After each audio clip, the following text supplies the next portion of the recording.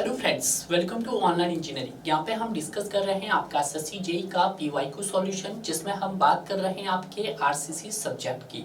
RCC subjects में हम cover कर रहे हैं यहाँ पर आपका बॉन्ड एंड एनकरेज। अगर आपने अब तक हमारा प्रीवियस पार्ट कवर नहीं किया है तो पहले आप प्रीवियस पार्ट को कवर कर सकते हैं। आज मैं बात करूंगा इसके सेकेंड पार्ट की, यानी कि जितने भी रिमेनिंग क्वेश्चन आपके रह गए थे उसको मैं इस पार्ट के अंदर कवर करने की कोशिश करूंगा। क्लियर है? अगर आपने प्रीवियस पार्ट बहुत अच्छे से कवर किया होगा तो बहुत सारे ऐसे कंसेप्ट होंगे जो यहाँ पे भी आपके रिवाइज होते हैं। मैंने आपको पहले भी बताया था, चाहे आपका इंजीनियरिंग सिविल सर्विसेज हो, चाहे आपका एसएससी जेईई हो, कम से कम 10 to 15% क्वेश्चंस आपके रिवाइज होते हैं। क्लियर है? तो आइए बात करते हैं आज के इस सेशंस के अपने पहले क्वेश्चंस की। तो ये रहा पहला क्वेश्चन आपकी स्क्रीन पे। क्वेश्चन क्या बोल रहा है? The radius of bar bend to form a hook should not be less than, कि क्या है, किसकी बात कर रहा है आपके पास? रेडियस ऑफ बार की बात कर रहा था। तो रेडियस ऑफ बार का जो हमने कंसेप्ट देखा था वो आपने किस में देखा था सर? आपके जब हमने अपनी हुक को कितने डिग्री पर बेंड किया था सर? 180 डिग्री पर बेंड किया था। आपको अगर मैंने प्रीवियस डायग्राम अगर आपको याद हो गए, अगर आपने मेरा लेक्चर्स बहुत अच्छे से कवर किया होगा तो मुझे नहीं लगता है कि वहां पे कोई गलती होगी। ये क्या था? आपका एक मेन रेनफोर्समेंट था जो आपका सेंटर पे था। क्लियर है? यहाँ पे हमने क्या किया सर? हमने इसको कितने डिग्री पे बैंड किया था सर? आपका 180 डिग्री पे बैंड किया था। तो जब मैं इसको 180 डिग्री पे बैंड करूंगा तो ये कुछ इस तरह से नजर आएगा मुझे, कुछ इस तरह से। क्लियर है? पूरा दिखेगा, डायग्राम थोड़ा सा अच्छे से बने तो ज्यादा बेटर है भाई। ठीक है? कितने पे बैंड किया सर इसको मैं बैंड कर देता हूं आपका 180 डिग्री पे बैंड कर देता हूं। क्लियर है? अब जब मैंने इसको 180 डिग्री पे बैंड कर देता हूं तो इसका अगर मैं लाइन ऑफ एक्शन देखता हूं, जहां से मैंने इसको क्या किया है, बैंड किया है, तो ये कुछ इसका क्या हो जाएगा सर? लाइन ऑफ एक्शन हो जाएगा। क्लियर है? अगर मैं कुछ इसके रेडियस हुक की बात करता हूं तो रेडियस हुक मतलब ये आपका सेंटर होगा, यहां से लेके यहां तक के डिस्टेंस को हम क्या नाम देंगे सर? इसका R1 नाम दे सकते हैं। बिल्कुल सर, क्या नाम लिख सकते हैं भाई? इसका R1। क्लियर है? थोड़ा सा इसको दिखेगा तो इसको मैं R1 लिख सकता हूं। क्लियर है? उसी तरह से सेंटर से दूसरे पार्ट तक इसके डिस्टेंस को क्या नाम देंगे सर? हम इसको नाम दे सकते हैं, इसका R2 नाम दे सकते हैं।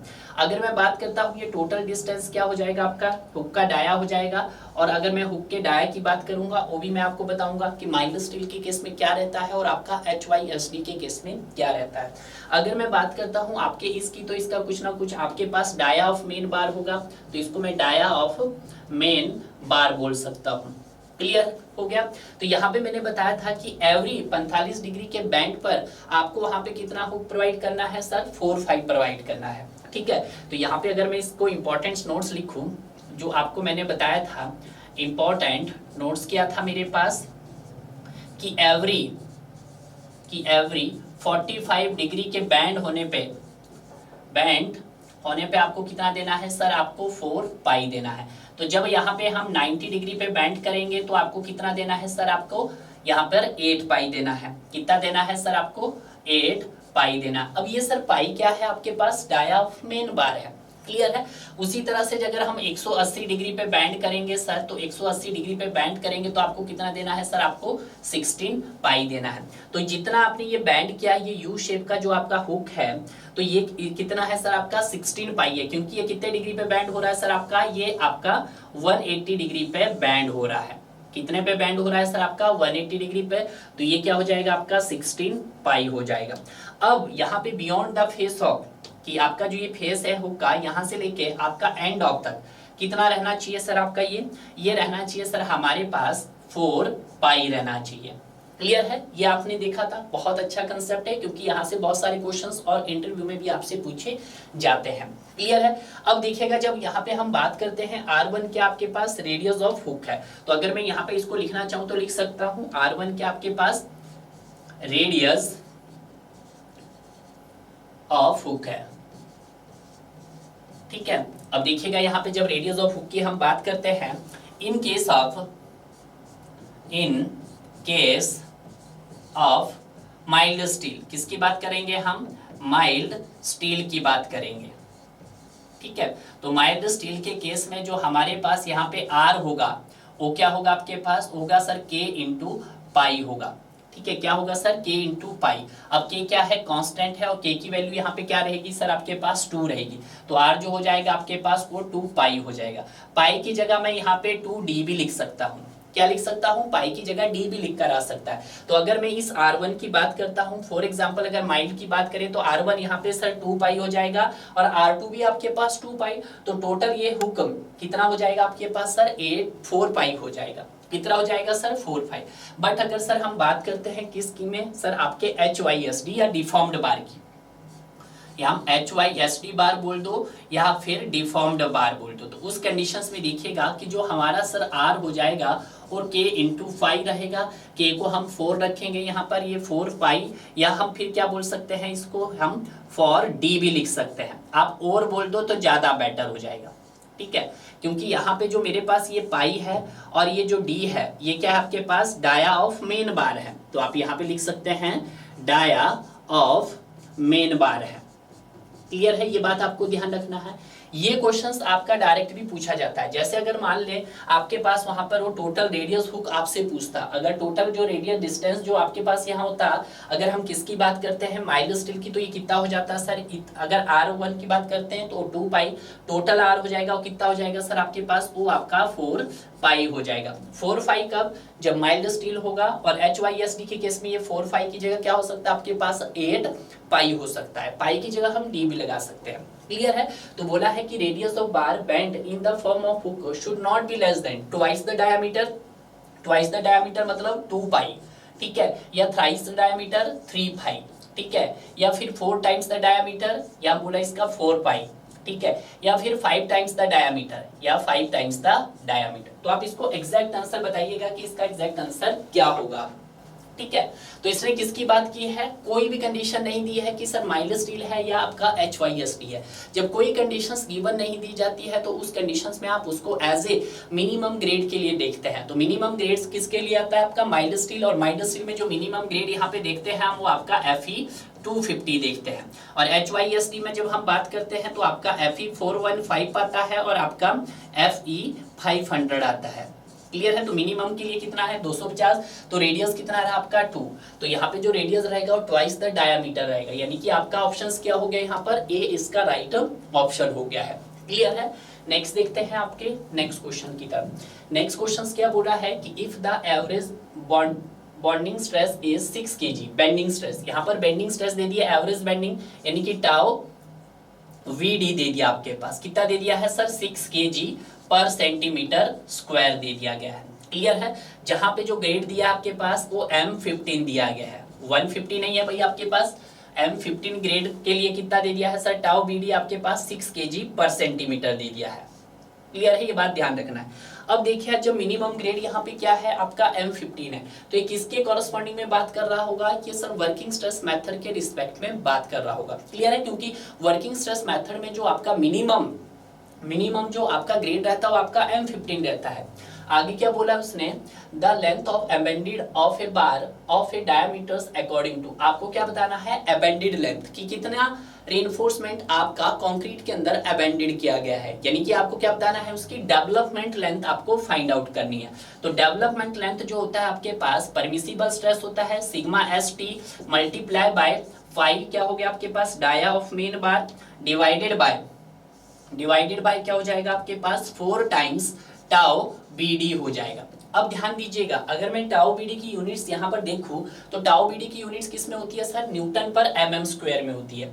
किस में होती है सर आपके पास, न्यूटन पर mm स्क्वायर में होती है। तो अगर मैं 6 kg पर सेंटीमीटर को न्यूटन में बदलना चाहूँ तो देखिएगा इसको बदल सकता हूँ, यहाँ पे 6 है, kg को मुझे न्यूटन बनाना है, तो या तो मैं 9.81 करूँ या डायरेक्ट 10 करूँ, ठीक है, मैंने 10 कर दिया है। क्लियर है, डिवाइडेड बाय, अब मुझे क्या है सेंटीमीटर स्क्वायर है तो सेंटीमीटर का mm में कन्वर्ट करना, तो 10 आ गया है। अब यहाँ पे सेंटीमीटर स्क्वायर है तो सेंटीमीटर का स्क्वायर मतलब mm का भी स्क्वायर हो जाएगा, तो यहाँ पर ये आ जाएगा, तो यहाँ से जो मेरे पास आ जाएगा ये 0.6 के न्यूटन पर mm स्क्वायर आ जाएगा, ठीक है, न्यूटन पर mm स्क्वायर आ जाएगा। मैंने डायरेक्ट बताया आपके पास, अगर नोट पॉइंट यहाँ पे लिखिएगा, नोट पॉइंट्स क्या है वो ध्यान दीजिएगा। अगर आपके पास वैल्यू kg पर सेंटीमीटर स्क्वायर में है और उसको किस में कन्वर्ट करना है आपको, न्यूटन में, तो आपको डायरेक्ट मल्टीप्लाई कर देना है उसको 0.1 से, और तो आपका आंसर किस में आ जाएगा, न्यूटन पर mm स्क्वायर में आ जाएगा। क्लियर है, मैंने प्रीवियस डाटा आपको ऑलरेडी डिस्कस करवाया है।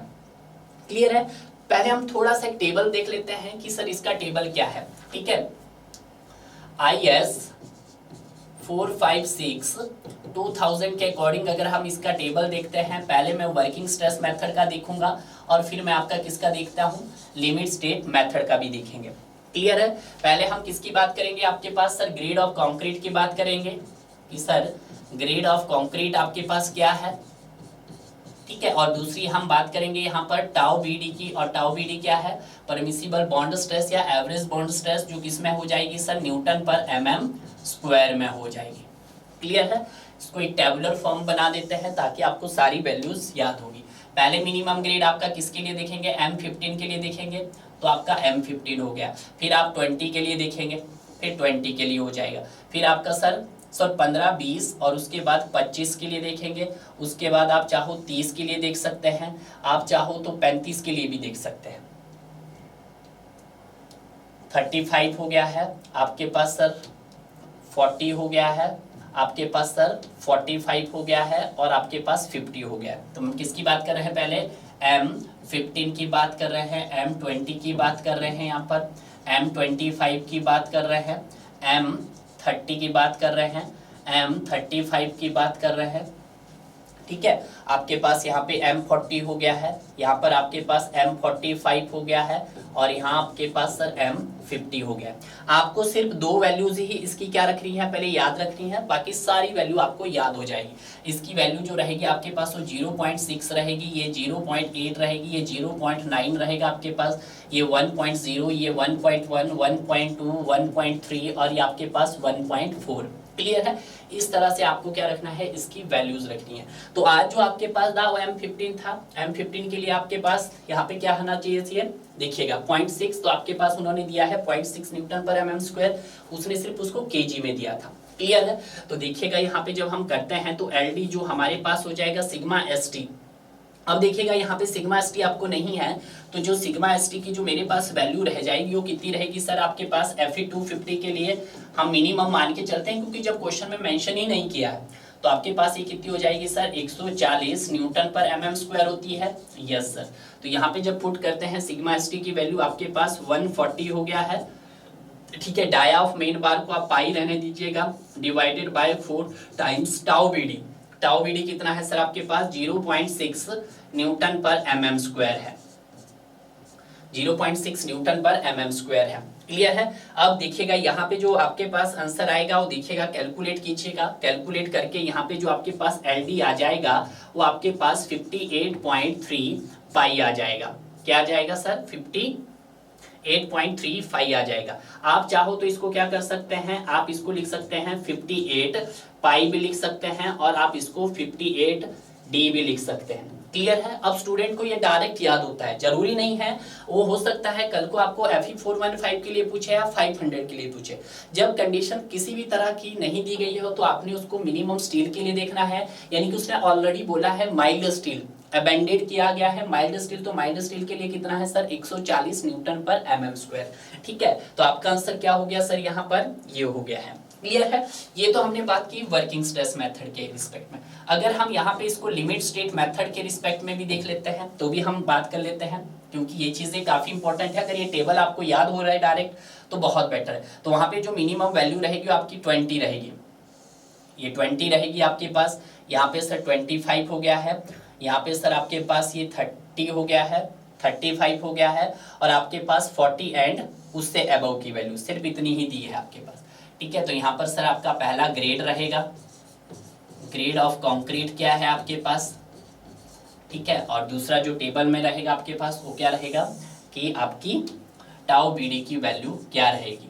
ठीक है, तो यहाँ पे देखिएगा जब हम M20 की बात करते हैं तो कितना होता है सर आपके पास, ये यहाँ पे M20 हो गया आपके पास, ये M25 हो गया है, M30 हो गया है आपके पास और ये M35 हो गया है, ये आपके पास M40 हो गया है, M40 एंड अबव कर देते हैं।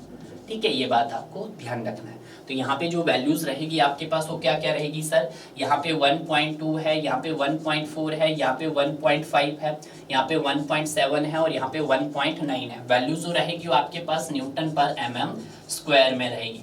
तो जरूरी नहीं है, आपको सिर्फ आना चाहिए कि यहाँ पर वैल्यूज क्या रहने वाली है। क्लियर है? तो टाउ बीडी को ये तो मैंने आपको बताया है कि अगर आपके पास टाउ बीडी केजी पर सेंटीमीटर में है तो उसको आप न्यूटन में किस तरह से कन्वर्ट करोगे। क्लियर है? तो सिंपल सा क्वेश्चन था जो हमने यहाँ पर कवर कर दिया है। क्लियर है? मूव करते हैं, ऑप्शन तो देख लीजिएगा, ऑप्शन क्या रहेगा सर इसका? डी रहेगा। क्लियर है? अब बात कर लेते हैं हम अपने नेक्स्ट क्वेश्चंस की। नेक्स्ट क्वेश्चंस क्या है कि steel bars are generally connected together to get greater length than the standard length, कि अगर आपके पास क्या हो, सपोज करो बीम की लेंथ ज्यादा है और वहां पर आपके पास जो मेन रेनफोर्समेंट है उसकी लेंथ कम है, तो उस कंडीशंस में आप क्या करते हैं? तो उस कंडीशंस में हम क्या करते हैं, आपका क्या स्ट्रेट बार स्प्लाइसेस यूज करते हैं या हुक्ड स्प्लाइसेस करते हैं, डॉल स्प्लाइसेस करते हैं। तो उस कंडीशन में हम as a straight bar splices का यूज करते हैं। और स्ट्रेट बार स्प्लाइसेस में हम कौन सा मेथड यूज करते हैं सर? यहाँ पर हम लैपिंग मेथड यूज करते हैं। दूसरा रहता है सर हुक्ड स्प्लाइसेस और तीसरा रहता है आपके पास सर डॉल स्प्लाइसेस। ठीक है, तो देखिएगा यहाँ पर एक मैं यहाँ पे आपको बीम बना देता हूँ कि जैसे फॉर एग्जांपल आपके पास ये बीम है, ये बीम है और ये बीम की सपोज करो यहाँ पर इसकी सपोर्ट विड्थ है कुछ इस तरह से और इसकी भी कुछ यहाँ पर क्या होगी सर? ये सपोर्ट विड्थ होगी। अब देखिएगा सपोज करो कि आपके पास जो बीम की लेंथ है वो आपके पास 15 मीटर की है। कितनी है सर?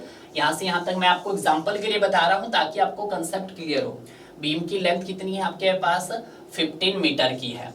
अब आप सभी जानते हैं कि जो आपके पास मेन रेनफोर्समेंट होती है उसकी जो लेंथ होती है वो आपके पास 11 से 13 मीटर के बीच में होती है। ठीक है, तो देखिएगा यहाँ पे क्या बोला गया है सर कि जो बीम की जो लेंथ है, बीम की जो लेंथ है वो आपके पास 15 मीटर है और जो मेन रेनफोर्समेंट की लेंथ होती है, मेन रेनफोर्समेंट की जो लेंथ होती है वो आपके पास जनरली कितनी होती है? वो आपके पास 11 से 13 मीटर के बीच में होती है।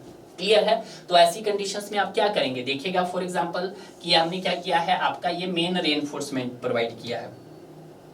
अब मेन रेनफोर्समेंट तो आपने प्रोवाइड कर दिया है सर, बट इसकी लेंथ कितनी है? ये तो आपको सिर्फ 11 से 13 मीटर का ही है। तो ऐसी कंडीशंस में आप क्या करते हैं? तो ऐसी कंडीशन में आप एडिशनल बार यहाँ पे प्रोवाइडेड करते हैं। तो एडिशनल बार हमने यहाँ पे कुछ इस तरह से प्रोवाइड कर दी है। ठीक है, तो इनको क्या करते हैं आप? ज्वाइंट करते हैं। ठीक है, क्या करते हैं सर? इनको ज्वाइंट किया जाता है कुछ इस तरह से। ठीक है, इनको क्या किया जाता है? ज्वाइंट किया जाता है और इसी को हम क्या बोलते हैं? स्प्लाइसेस बोलते हैं। क्या बोलते हैं सर? इसी को हम स्प्लाइसेस बोलते हैं। अब स्प्लाइसिंग के 3 मेथड होते हैं। क्या होता है सर आपके पास?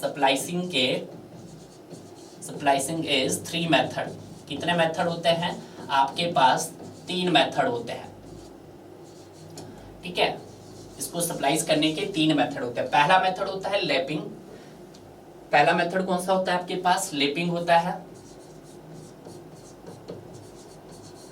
ठीक है, और लैपिंग मेथड आपका कहाँ किया जाता है? जब आपको स्ट्रेट बार को ज्वाइंट करना हो। जैसे ही आपकी स्ट्रेट बार है, अगर 2 स्ट्रेट बार को आपस में ज्वाइंट करना हो तो उस कंडीशंस में हम किसका यूज करते हैं सर? लैपिंग का यूज करते हैं। तो कहाँ करते हैं सर? हम स्ट्रेट बार में। ठीक है, दूसरा आता है आपके पास, दूसरा मेथड कौन सा हो सकता है सर? दूसरा मेथड हो सकता है मैकेनिकल ज्वाइंट। दूसरा क्या हो सकता है आपके पास? मैकेनिकल ज्वाइंट हो सकता है। ठीक है, अगर मैं मैकेनिकल जॉइंट्स की बात करता हूं तो इसमें कौन सी बार आती है आपके पास? इसमें डॉल बार आती है। कौन सी बार आती है? डॉल बार। इसका एग्जांपल है आपके पास डॉल बार। ये आप देख सकते हैं डायग्राम में भी, देख लेना है गूगल पे जाके, इसमें आ गया है डॉल बार। ठीक है, तीसरा जो मेथड आता है हमारे पास वो वेल्डेड का आता है। तीसरा आता है वेल्डेड। ठीक है, वेल्डेड आप तभी करेंगे अगर आपके पास क्या हो सर? जो डाया ऑफ मेन बार हो मोर देन 36 mm का हो। तो उस कंडीशन में आप किसका यूज करेंगे सर? वेल्डेड का यूज करेंगे। ठीक है, यहाँ पे आपके पास क्या हुक स्प्लाइसेस आई, तो हुक स्प्लाइसेस आपको किस तरह से देखने को मिलती है वो भी देखिएगा। हुक स्प्लाइसेस कुछ इस तरह से होती है। दिस इज द, ये क्या आपके पास हुक स्प्लाइसेस है। क्या, और इनको आप क्या कर सकते हैं? ज्वाइंट कर सकते हैं कुछ इस तरह से, मैकेनिकली ज्वाइंट कर सकते हैं। तो मैकेनिकल ज्वाइंट्स में आपके पास ये भी आ गया, दैट इज हुक बार। ठीक है, हुक बार। अब स्ट्रेट बार आपको यहाँ पे दिखा दी मैंने। क्लियर है? तो यहाँ पे आपका आंसर क्या होगा? Standard length is provided. Straight bar splices से भी कर सकते हैं, तो आप यहाँ पे स्प्लाइसेस वर्ड भी ऐड कर दीजिएगा तो बेटर रहेगा। वहाँ पे आप स्ट्रेट बार स्प्लाइसेस भी ऐड कर सकते हैं, डॉल बार स्प्लाइसेस भी ऐड कर सकते हैं। ठीक है, और आप वहाँ पे हुक बार स्प्लाइसेस भी ऐड कर सकते हैं। क्लियर है? और अगर आपका डाया क्या हो जाए? 36 mm से ज्यादा हो जाए यानी कि जो आपके पास ये डाया है, यहाँ पर हम इसकी बात कर रहे हैं डाया ऑफ मेन बार। अगर डाया ऑफ मेन बार आपके पास 36 mm से ज्यादा हो जाए तो उस कंडीशंस में आपको क्या करना पड़ेगा सर, वेल्डेड करना पड़ेगा। क्लियर है? तो राइट ऑप्शन क्या हो गया है सर, डी इसका राइट ऑप्शन हो गया है। क्लियर है? नेक्स्ट देखते हैं। नेक्स्ट क्या है, the properly bent up hooked bar for resisting the diagonal tension. अगर आपके डायगोनल टेंशन को रजिस्ट करना है, चाहे डायगोनल टेंशन की बात कर रहे हैं, डायगोनल कंप्रेशन की नहीं कर रहे हैं, तो आपको यहाँ पर कौन से फिगर बेस्ट रहेगा।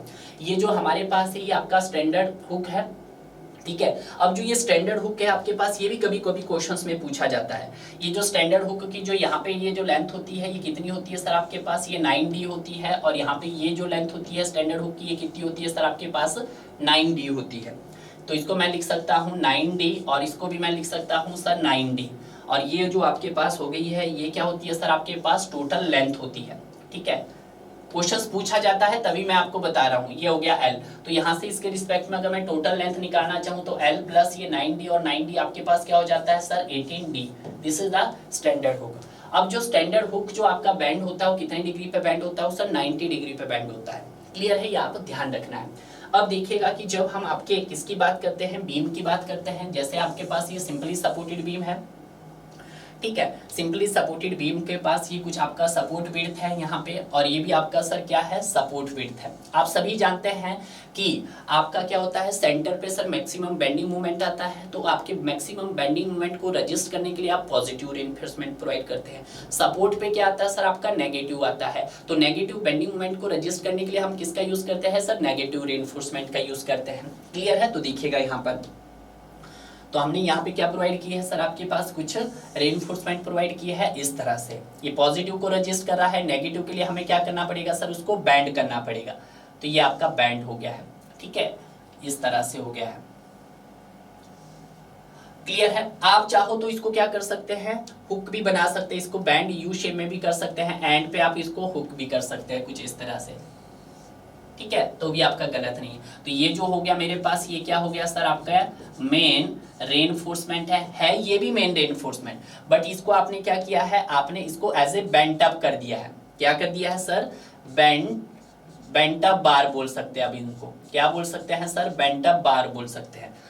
अब जो ये बेंट अप बार होती है स्टूडेंट, ये आपके पास वर्टिकल भी हो सकती है और हमारे पास सर इंक्लाइन भी हो सकती है। तो ये कैसी हो सकती है सर, वर्टिकल हो सकती है आपके पास, और सर हमारे पास इंक्लाइंड भी हो सकती है। क्लियर है? ये बात आपको ध्यान रखना। यहाँ पे जो बार आपका बेंट अप होगा वो कितने डिग्री पे होगा सर आपका, वो 45 डिग्री पे जनरली बेंट होगा। क्लियर है? तो यहाँ पर आपको ये चीज ध्यान रखना है। क्लियर है? तो अगर मैं यहाँ पे ऑप्शन पे देखता हूँ तो सबसे बेस्ट कौन सा रहेगा आपका डायगोनल टेंशंस के लिए सर, बी इसका राइट ऑप्शन रहेगा। तो यहाँ पे 2 हो गया, इसका राइट आंसर हो गया है। क्लियर है? ऑलरेडी मैंने इसको डिस्कस किया है, ऐसा नहीं है कि मैंने इसको डिस्कस नहीं किया है डियर। क्लियर है? नेक्स्ट देखते हैं अपना नेक्स्ट क्वेश्चन। नेक्स्ट क्वेश्चन क्या बोल रहा है, for M15 mix concrete according to IS specifications local bond stress. आपको क्या बताना है, बॉन्ड स्ट्रेस। तो यहाँ पे बॉन्ड स्ट्रेस की वैल्यू देख लेते हैं हम। पहले आएगा सर आपका ग्रेड ऑफ कंक्रीट आ जाएगा, ठीक है। मैं दोबारा से बता रहा हूँ ताकि आपको कोई गलती ना हो जाए। और यहाँ पे मैं टाउ BD की वैल्यू देख रहा हूँ। पहले हम बात करेंगे आपके M15 की बात करेंगे, फिर हम बात करेंगे M20, फिर 25 हो गया है, M30 हो गया है और M40 हो गया है, ठीक है। M40 एंड उससे अबव। क्लियर है? कुछ यही इसी तरह से वैल्यू देखेंगे हम, टेबुलर फॉर्म में देखेंगे ताकि आपका कंसेप्ट क्या रहे, क्लियर रहे। मैं वर्किंग स्ट्रेस मेथड से भी बताऊंगा और आपको लिमिट स्टेट मेथड से भी बताऊंगा एक ही टेबल के अंदर, ठीक है। ये जो हम बात कर रहे हैं आपके, ये वर्किंग स्ट्रेस मेथड की बात कर रहे हैं, और यहाँ पे हम जो बात करेंगे आपके वो लिमिट स्टेट मेथड की बात करेंगे, इनसे मेथड की लिमिट स्टेट की। तो लिमिट स्टेट में आपका ग्रेड ऑफ कंक्रीट आ जाएगा, यानी कि FCK आ जाएगा, और यहाँ पर आपके पास टाउ BD की बात करेंगे हम, ठीक है। जो टाउ BD हो जाएगा आपके पास वो न्यूटन पर mm स्क्वायर में हो जाएगा, यहाँ पे भी न्यूटन पर mm स्क्वायर में हो जाएगा, ठीक है। ये बात आपको ध्यान रखना है। FCK मत लिखो यहाँ पर, आप लिख सकते हैं ग्रेड ऑफ कंक्रीट लिख सकते हैं, ठीक है। तो यहाँ पर मैं लिख देता हूँ that is grade of concrete. हम पहले बात करेंगे आपके M15 की बात करेंगे, फिर M20 की बात करेंगे, यहाँ पे M25 हो गया आपके पास, यहाँ पर M30 हो गया है आपके पास, M35 हो गया है। आप चाहो तो M40 एंड अब उससे भी ले सकते हैं। क्लियर है। टाउ बी डी की वैल्यू यहाँ पे याद रखनी है, दो वैल्यू 0.6, 0.8, 0.9, उसके बाद एक एक डिजिट बढ़ाते रहना। 1.0 हो गया, 1.1 हो गया, उसी तरह से अब आप ले सकते हैं 1.2 भी ले सकते हैं। ठीक है, तो एक और टेबल बना देता हूं मैं ताकि आप कंफ्यूज ना हो।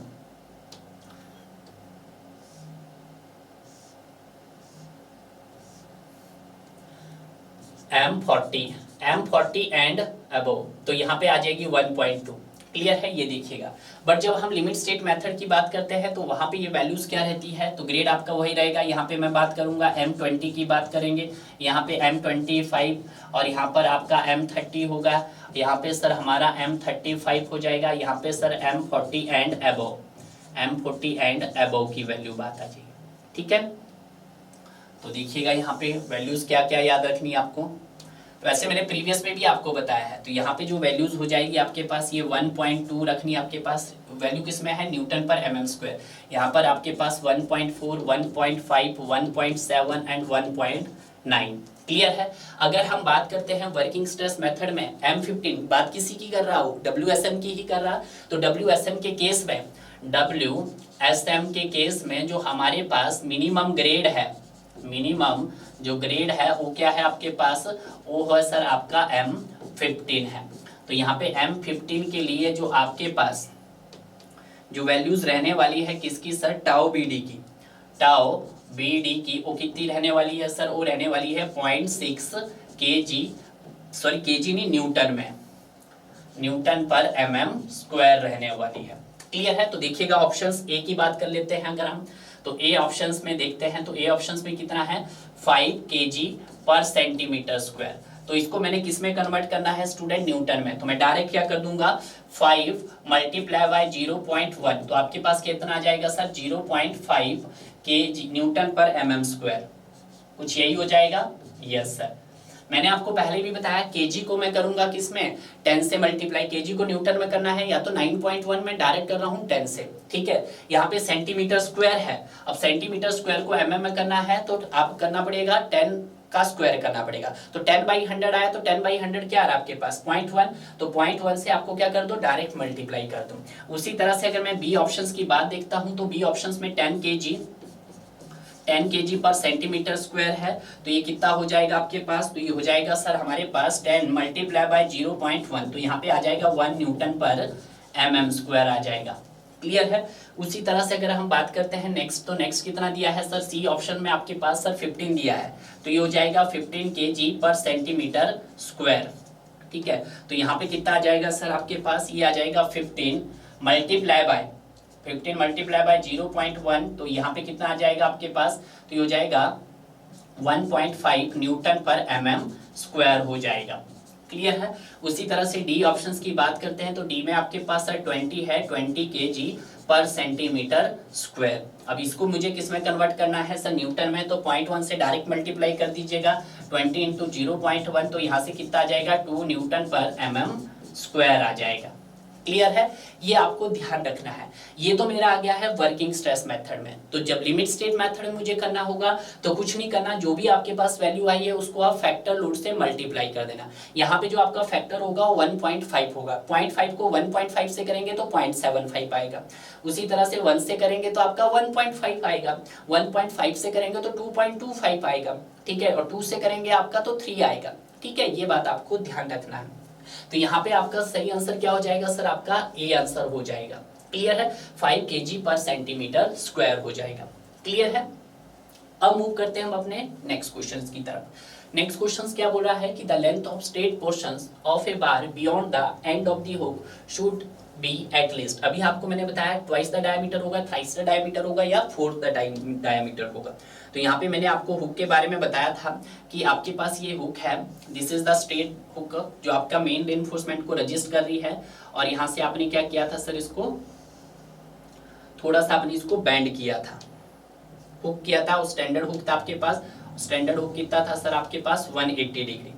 ठीक है, कुछ इसी तरह से बात की थी। यस सर, ये था आपके पास कुछ पहले मैं इसका लाइन ऑफ एक्शन देख लेता हूँ हुक बार का। तो जो लाइन ऑफ एक्शन रहेगा आपके पास वो रहेगा कुछ ये वाला, ठीक है। तो यहाँ पर आपका डिस्टेंस आता था कुछ रेडियल डिस्टेंस, जिसको हम रेडियल हुक बोल सकते थे। तो यहाँ पे जो रेडियल हुक था आपके पास वो कितना था, जिसको हम एज ए R1 बोल सकते थे, जिसको हम R बोल सकते थे। क्लियर है। तो यहाँ पे जो ये वाला डिस्टेंस था आपके पास ये कितना था सर, हमारे पास ये था 16 पाई था। और अगर मैं बात करता हूँ इस डिस्टेंस की तो वो था आपके पास 4 पाई था। पाई क्या था आपका पास, डायमीटर्स बार था, ठीक है। तो यानी कि ये जो बार है इसका कुछ ना कुछ आपके पास क्या होगा, पाई होगा। क्लियर है। ये बात आपको ध्यान रखना कि एवरी 45 डिग्री पे, कि एवरी 45 डिग्री के बैंड पर आपने कितना देना सर, 4 पाई देना। 90 पे कितना देना, 8 पाई देना। और सर 180 पे कितना देना सर, आपको 16 पाई देना। क्लियर है, ये मैंने आपको बताया था। तो यहाँ पे जो आपका राइट ऑप्शन हो जाएगा स्टूडेंट, वो क्या हो जाएगा sir, twice the diameter thrice 4। ठीक है, बहुत बार ये क्वेश्चंस क्या हो चुका आपका, रिपीटेड हो चुका है। क्लियर है। नेक्स्ट देखते हैं, the length of lab in tension. Length of lab, length of length मतलब आपसे वो डेवलपमेंट लेंथ के बारे में पूछ रहा है। Reinforcement should not be less then x time the bar diameter. ठीक है, किसकी बात कर रहा है वो, टेंशंस की बात कर रहा है। यहाँ पर किसकी बात कर रहा है, टेंशंस की बात कर रहा है। तो इसमें अगर मैं लैप लेंथ देखता हूँ, लैप लेंथ देखता हूँ टेंशंस के केस में, तो यहाँ पे दो क्राइटेरिया बनते हैं। Should not be less then, should not be less then मतलब ग्रेटर होना चाहिए आपके पास, क्या होना चाहिए सर, LD, और हमारे पास सर 35। ये कब, जब सर आपके पास फ्लेक्सुरल कंडीशन हो। कैसी कंडीशन हो, फ्लेक्सुरल कंडीशन हो। तो आज कौन सी कंडीशन दी गई है, ऐसा कुछ नहीं बोला उसने। और दूसरा आता है sir should not be less then, should not be less then मतलब ग्रेटर होनी चाहिए वैल्यू आपके पास किससे सर, LD। LD की जगह क्या हो जाएगा आपके पास 2LD हो जाएगा, और आपके पास 35 हो जाएगा। ये कब है सर, जब आपके पास डायरेक्ट टेंशन हो। क्लियर है। तो देखिएगा यहाँ पर 18 टाइम्स डायमीटर, 24, 30 टाइम्स। तो यहाँ से आंसर क्या हो गया है सर, C हो गया है।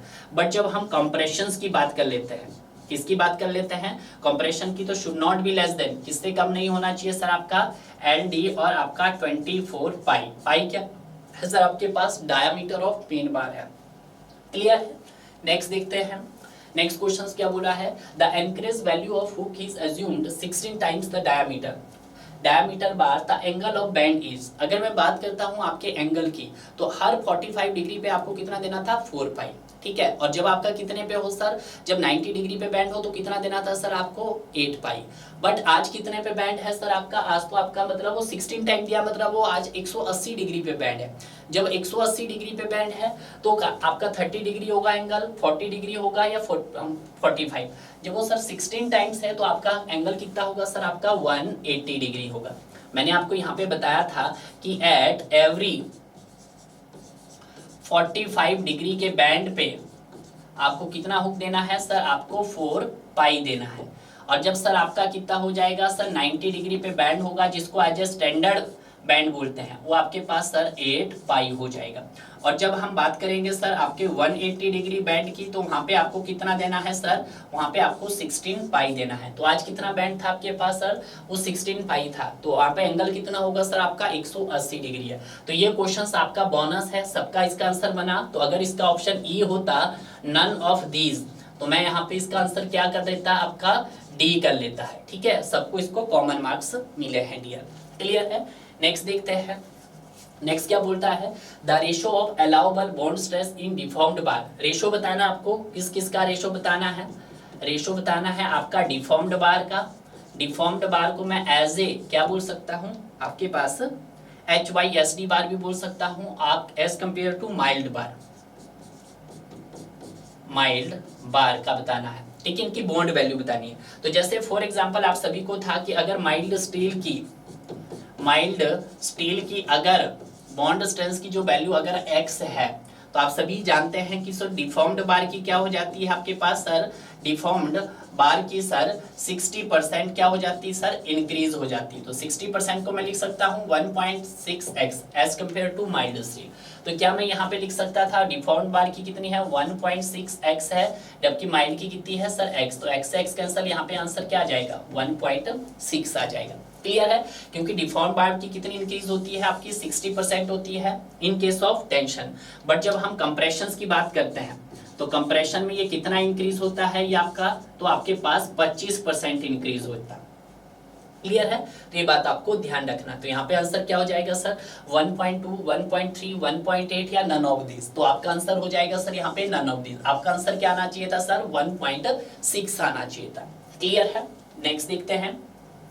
नेक्स्ट क्या बोल रहा है कि if SB is the average bond stress. अगर मैं बात करता हूं आपके पास एवरेज बॉन्ड स्ट्रेस की, किसकी बात कर रहे हैं यहाँ पर, एवरेज बॉन्ड स्ट्रेस। तो एवरेज बॉन्ड स्ट्रेस को मैं लिखता क्या हूं, पहले वो देखिएगा, इसको लिखता हूं सर मैं टाउ BD को। बट आज टाउ BD को उसने क्या लिखा है स्टूडेंट, वो भी देखिएगा। आज आपका according to question tau BD को उसने क्या बोला है सर, उसको SB बोला है। क्या बोला है, SB बोला है। क्लियर है, stresses on A bar diameter D, और डायमीटर D, अब मैं डायमीटर को किससे रिप्रेजेंट करता था सर, पाई से रिप्रेजेंट करता था, बट क्वेश्चन ने क्या दिया है सर, D दिया है। क्लियर है, the maximum stress T, maximum stress को मैं किससे रिप्रेजेंट करता था सर, मैं सिग्मा S से रिप्रेजेंट करता था। आज उसने क्या दिया है सर, आज उसने T से बात की है। द लेंथ ऑफ अबेंडेड, कितना लेंथ आपने उसके अंदर अबेंडेड किया है, यानी कि किसकी बात कर रहा हो, देखिएगा वैसे मैं बात करता हूँ LD की, बट ये क्या लिख रहा है, उसको L लिख रहा है। क्लियर है, तो मैं इन दोनों के ही कॉरस्पॉन्डिंग में आपको बताऊंगा कि एक पूछ क्या रहा है, कुछ नहीं पूछ रहा है, डायरेक्ट आपसे डेवलपमेंट लेंथ के बारे में पूछ रहा है। तो देखिएगा, अगर मैं इसके रिस्पेक्ट में देखता हूं development length according to working stress method, तो ये क्या हो जाता है आपके पास sigma ST multiply by 5 divided by 4 times tau BD हो जाता है। बट अगर मैं इसके कॉरस्पॉन्डिंग लिखना चाहूं तो यहाँ पर क्या है आपके पास, टाउ BD की जगह देखना है, पहले वो देखना है। सिग्मा ST की जगह इसने सर T लिया है और डायमीटर की जगह उसने D लिया है। ठीक है, डिवाइडेड बाय क्या, पूरा लिख लीजिएगा भाई, L इज इक्वल टू आपके पास D इंटू T, ठीक है, डिवाइडेड बाय 4 टाइम्स SB, कुछ इसी तरह से दिया है। तो अब आप मैच करना है, क्या बोला है, पहला ऑप्शन बोला है कि अबेंडेड length is given by DT by SB, तो DT बाय SB नहीं, DT बाय SB नहीं होगा, DT बाय 4SB होगा। तो ये गलत होगा, DT बाय 3SB होगा, नहीं सर। DT बाय 2SB होगा, नहीं सर। DT बाय 4SB, तो ये हो जाएगा D इसका आंसर। यानी कि आपके पास टाउ BD को SB से रिप्रेजेंट किया है, पाई को उसने D से रिप्रेजेंट किया है, सिग्मा को उसने T से रिप्रेजेंट किया है, LD को उसने L से रिप्रेजेंट किया है। क्लियर है, ये चीज है जो आपको यहाँ पर ध्यान रखनी है। क्लियर, नेक्स्ट देखते हैं। नेक्स्ट क्या बोला है, डिजाइन बॉन्ड स्ट्रेस और M20 ग्रेड ऑफ कंक्रीट। यहाँ पे मैंने डिजाइन बॉन्ड स्ट्रेस बताया था, तो इसके लिए मैंने आपको टेबल ऑलरेडी बता चुका हूँ। यहाँ पे ग्रेड ऑफ कंक्रीट की बात कर रहे थे हम, ठीक है, और यहाँ पे सर किसकी बात करी जा रही थी, आपके पास टाउ BD की बात की जा रही थी। और जो टाउ BD था आपके पास किसमें था सर, न्यूटन पर mm स्क्वायर में था। क्लियर है, ये आप देख सकते हैं। तो यहाँ पे हमारे पास जो ग्रेड था वो आपके पास सर M20 था, M25 था आपके पास, M30 था आपके पास और M35 था एंड M40 एंड अबव के लिए। क्लियर है, ये वैल्यूज आपको देखनी थी। तो ये वैल्यूज तो आपको ऑलरेडी याद होगी, ठीक है, क्योंकि कितनी बारी तो मैं यहाँ पे भी रिपीट कर चुका हूँ इसको। ठीक है, तो वैल्यू थी सर आपके पास 1.2 थी, यहाँ पर ये 1.4 थी, आपके पास 1.5, 1.7 M40 एंड उसके अबव के लिए 1.9। आपको किसके लिए पूछा है सर, आपसे पूछा गया है M20 के लिए। तो M20 के लिए वैल्यू कितनी है सर आपके पास 1.2 न्यूटन पर mm स्क्वायर। तो आपका ऑप्शन क्या हो गया है से, ये किसके लिए है सर, आपका M20 के लिए है। अगर हम बात करते हैं 1.4, तो 1.4 दी गई है, किसी की नहीं। 1.5 दी है, नहीं सर, किसी की नहीं दी है। ठीक है, तो ये आपके पास यहाँ पर आंसर आ गया है। ये किसके अकॉर्डिंग है आपका, ये सर लिमिट स्टेट मेथड के कॉरस्पॉन्डिंग, क्योंकि यहाँ पे जो मिनिमम ग्रेड हमने देखा था वो क्या देखा था सर, आपका M20 देखा था। क्लियर है, नेक्स्ट देखते हैं। नेक्स्ट क्या बोल रहा है कि फॉर ए 30 डिग्री क्रैंक्ड और बेंट, आपने क्या किया है, आपने एक बार लिया है और उसको आपने क्रैंक किया है। क्रैंक कितने डिग्री पे किया है सर, 30 डिग्री पे। देखिएगा इस क्वेश्चंस को भी अच्छे से समझिएगा कि एक आपके पास यहाँ पर दिस इज द क्रैंक किया है कुछ इस तरह से, ये है आपके पास इंक्लाइंड लेंथ है, ये आपके पास मेन कुछ इस तरह से हो गया। ठीक है, यहाँ पे आपने इसको क्रैंक किया तो इसका मैं लाइन ऑफ एक्शन कुछ इस तरह से हो जाएगा और इसका लाइन ऑफ एक्शन कुछ ये हो जाएगा। ठीक है, अगर मैं बात करता हूं इस डिस्टेंस को क्या बोलते हैं हम, प्रोजेक्टेड लेंथ बोलते हैं, और इस डिस्टेंस को हम क्या बोलते हैं, आपका इंक्लाइंड लेंथ ऑफ क्रैंक बोल सकते हैं, या इंक्लाइंड लेंथ बोल दो आप, इंक्लाइंड लेंथ। और ये क्या हो गया आपके पास सर, ये हो गया है प्रोजेक्टेड लेंथ, प्रोजेक्टेड लेंथ। ठीक है, ये कितने डिग्री पे किया गया है सर आपका, ये जो है यहाँ पे ये 45 डिग्री पे है, सॉरी 45 पे नहीं है आपका, ये 30 डिग्री पे है। आप चाहो तो 45 डिग्री पे भी कर सकते हैं। कुछ इस तरह से मैं इसको बना देते हैं। क्लियर है, बना दिया आपने, सब कुछ इजीली हो गया है। अब आप क्वेश्चंस को बहुत इजी वे में क्या कर सकते हैं, कैलकुलेट कर सकते हैं। आपको क्या निकालना है, सबसे पहले इंक्लाइंड लेंथ निकालना है। क्या निकालना है सर, इंक्लाइंड लेंथ। तो आप निकाल सकते हैं, इतने मैथमेटिक्स तो आती है आपको। इंक्लाइन लेंथ ऑफ क्रैंक बोल दो आप। ठीक है, कब, जब आपका एंगल कितना हो सर, 30 डिग्री हो, तो उस कंडीशन में क्या हो जाएगा आपके पास, d बाय साइन थीटा हो जाएगा।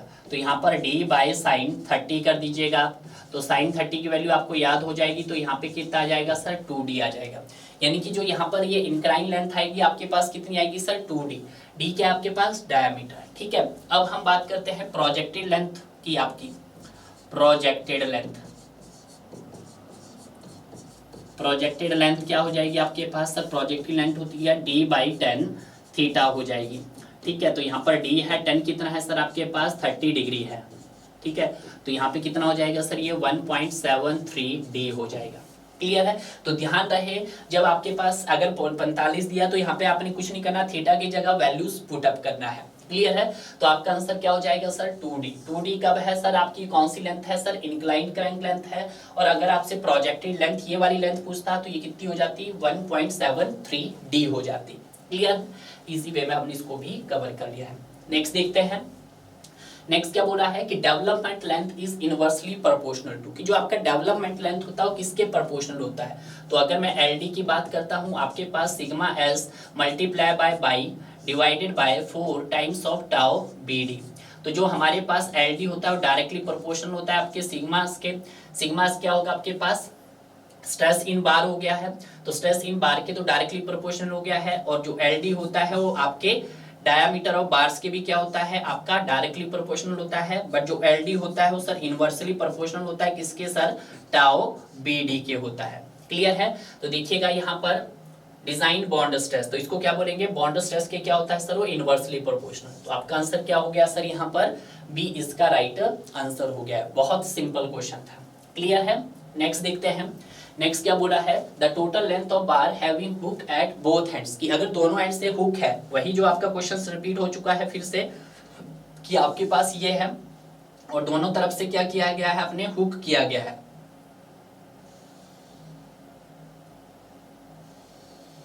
दोनों तरफ से क्या किया गया है, हुक किया गया है। थोड़ा सा हुक को भाई बड़ा कर देते हैं ताकि आपका क्वेश्चंस गलत नहीं है। ये क्या कर दिया गया है सर, मैंने आपका ये हुक किया गया है, यहां से लेके और यहां तक के डिस्टेंस को हम क्या बोलेंगे, आपका एलडी बोलेंगे। ठीक है, यहां से लेके ये वाला डिस्टेंस और आपका ये वाला distance, this distance is LD. ये क्या कितना डिस्टेंस हो जाएगा आपके पास, ये 9d हो जाएगा। अभी बताया था मैंने, ये डिस्टेंस कितना हो जाएगा आपके पास, 9d हो जाएगा। क्लियर है, और ये क्या है आपके पास, टोटल लेंथ है, और टोटल लेंथ क्या है आपके पास, ये l है। तो यहाँ पे आपके पास जो टोटल लेंथ हो जाएगी, टोटल लेंथ जो हो जाएगी हमारे पास, वो क्या हो जाएगी स्टूडेंट, वो हो जाएगी l plus 9d plus 9d। तो आपके पास ये कितनी हो जाएगी सर, l प्लस 18d हो जाएगी। क्लियर है, यही हमने डिस्कस किया था। तो यहाँ पे आंसर क्या हो जाएगा, ये हो जाएगा l प्लस 18d। ठीक है, यहाँ पे हमने इसको स्मॉल d से रिप्रेजेंट किया है, आप चाहो तो इसको कैपिटल D से रिप्रेजेंट कर सकते हैं। क्लियर है, तो यहाँ पे ये भी हो गया है। नेक्स्ट देखते हैं, नेक्स्ट क्या बोल रहा है कि for a deformed bars confining IS 1786 the design of bond stress limit state method shall be deformed bar में आप कितना इंक्रीज करते हैं टाउ बीडी। टाउ बीडी की अगर हम बात करते हैं आपके किस में डिफॉर्म्ड बार, डिफॉर्म्ड बार या हम बोल सकते हैं HYSD बार, तो आप कितना इंक्रीज करते हैं स्टूडेंट, आप इसको 60% तक इंक्रीज करते हैं। कितना इंक्रीज करते हैं 60%। बट जब हम बात करते हैं आपके किसकी, इसी टाउ बीडी की, टाउ बीडी की in case of compression, compressions की बात कर लेते हैं, तो कितना इंक्रीज करते हैं स्टूडेंट, आप अपना 25% इंक्रीज करते हैं। कितना इंक्रीज करते हैं 25% इंक्रीज करते हैं। रिपीटेड क्वेश्चंस है, ठीक है, तो आपका आंसर क्या हो गया है सर, इंक्रीज हो गया है। क्लियर है। अब जो यहाँ पे प्रीवियस में मैंने आपको ये टेबल करवाए हैं, थोड़ा सा अगर आप यहाँ पे ध्यान दीजिएगा, कहाँ गए भाई टेबल, मैंने आपको बताया था, यहाँ पे एक नजर डालते हैं यहाँ पे, ताकि आपका कंसेप्ट क्लियर हो जाए। ये देखिएगा, ये जो वैल्यूज है, ये वैल्यू किसकी दी गई है आपके पास, ये दी है माइल्ड स्टील की। अगर मुझे क्या करना है, इसको डिफॉर्म्ड बार के लिए करना है, तो इस वैल्यू को क्या कर दूंगा मैं, 60% इंक्रीज कर दूंगा, यानी कि 1.2 मल्टीप्लाई बाय 1.6 कर दूंगा। क्लियर है, ये आपको थोड़ा सा ध्यान रखना है यहाँ पे। क्लियर है, इसलिए हमने बात की है। तो यहाँ पे आंसर क्या हुआ सर, आपका बी हो गया है। क्लियर है, नेक्स्ट देखते हैं। नेक्स्ट क्या बोला है कि डिजाइन बॉन्ड स्ट्रेस, आपके पास टाउ बीडी दे दिया है। टाउ बीडी कितना दे दिया है सर, हमारे पास 1.5 न्यूटन पर mm स्क्वायर दिया गया है। ठीक है, assume then the development length for Fe250। आज किसकी बात की जा रही है, आपके पास HYSD बार की बात की जा रही है, यानी कि डिफॉर्म्ड बार, और इसमें भी कौन सा सर आपके पास Fe250। तो इस कंडीशंस में जो हमारा टाउ बीडी होता है, इस कंडीशंस में जो टाउ बीडी होता है वो आपके पास सर क्या हो जाता है, 60% इंक्रीज हो जाता है। तो यहाँ पे अगर मैं टाउ बीडी की वैल्यू देखना चाहूँ तो क्या दी, पहले तो आपके पास कितना 60% इंक्रीज कीजिएगा 1.6, और है कितनी 1.5 न्यूटन पर mm स्क्वायर है, कुछ इसी तरह से है। तो इसको आप जब कैलकुलेट करेंगे तो आपके पास कितना है यहाँ पर सर, ये 2.4 समथिंग आएगा,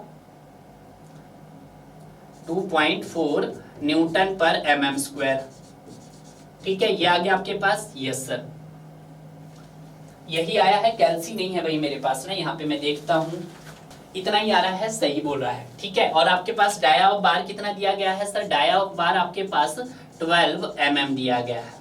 क्लियर है, तो आप सिंपल सा फॉर्मूला लगा सकते हैं कि जो LD जो आपके पास होगा, LD निकाल रहा हूं मैं according to limit state method, तो ये क्या हो जाएगा आपके पास 0.87 Fy इनटू आपके पास by dia of main bar by कितना है सर आपके पास 4 टाइम्स ऑफ टाउ बीडी, तो 4 टाइम्स टाउ बीडी। अब देखिएगा यहाँ पे 0.87 है, Fy कितना दिया है आपके पास 500 दिया है, तो मल्टीप्लाई बाय कीजिएगा 500, क्या करना है sir, multiply by 500, dia of bar कितना दिया है सर आपके पास 12 दिया है, डिवाइडेड बाय 4 टाइम्स, ये हो गया 4 टाइम्स टाउ बीडी कितना दिया है सर 2.4 दिया गया है। क्लियर है, सॉल्व कीजिएगा जरा इसको, तो ये 0.87 मल्टीप्लाई बाय 500 मल्टीप्लाई बाय 12 कितना आ गया सर आपके पास, ये आ गया है 543.75 mm आ गया है। तो इसको मैं राउंड ऑफ कितना कर सकता हूँ सर, 544 mm कर सकता हूँ। क्लियर है, तो यहाँ पे राइट आंसर कितना आ गया सर आपका, ए इसका राइट आंसर आ गया है। क्लियर है, बहुत अच्छा क्वेश्चन है, बहुत इजी वे में कर दिया है।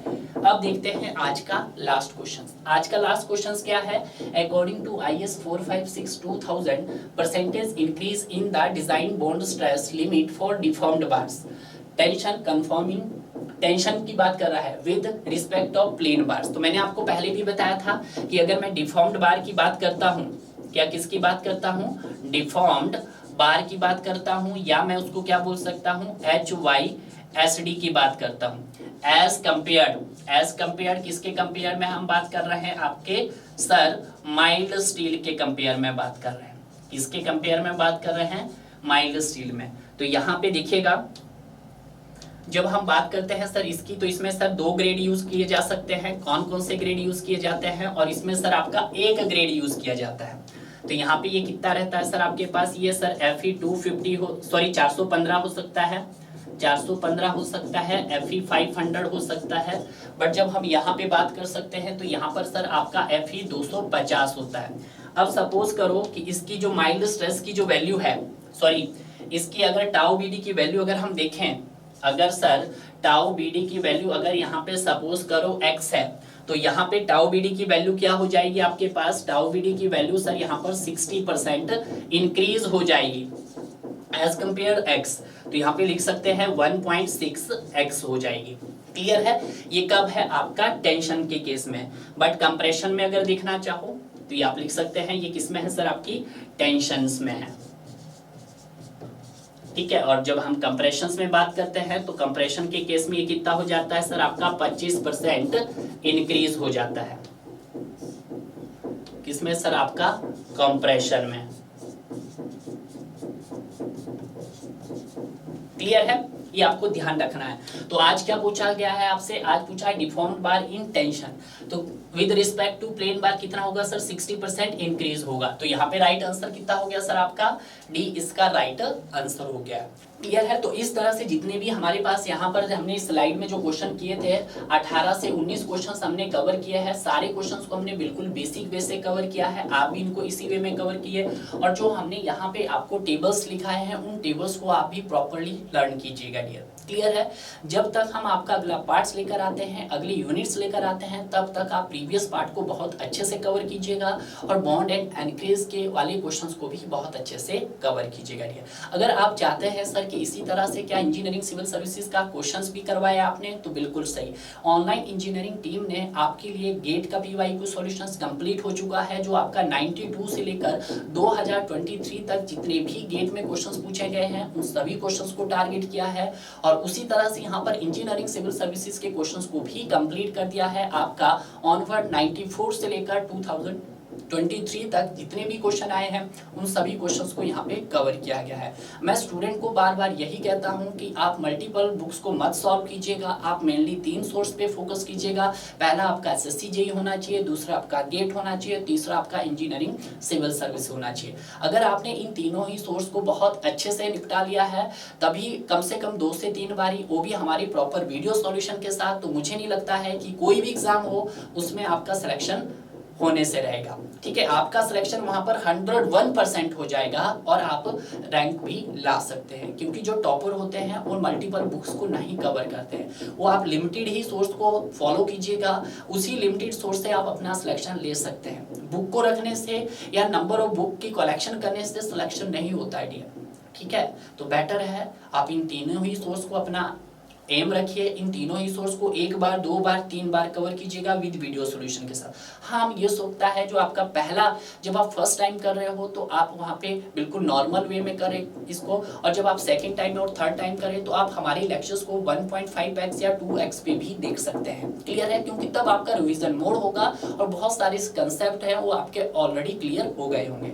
हमारे अगर आप गेट, ईएससी और एसएससी जेईई तीनों ही कोर्स को एक साथ कवर करने की कोशिश करते हैं तो मुझे नहीं लगता है कि आपको यहाँ पर थ्योरी पढ़ने की भी आवश्यकता होगी। क्लियर है? तो मिलते हैं हम आपको नए लेक्चर्स में, नए यूनिट्स में। तब तक आप पढ़ते रहिए और इसी तरह बढ़ते रहिए।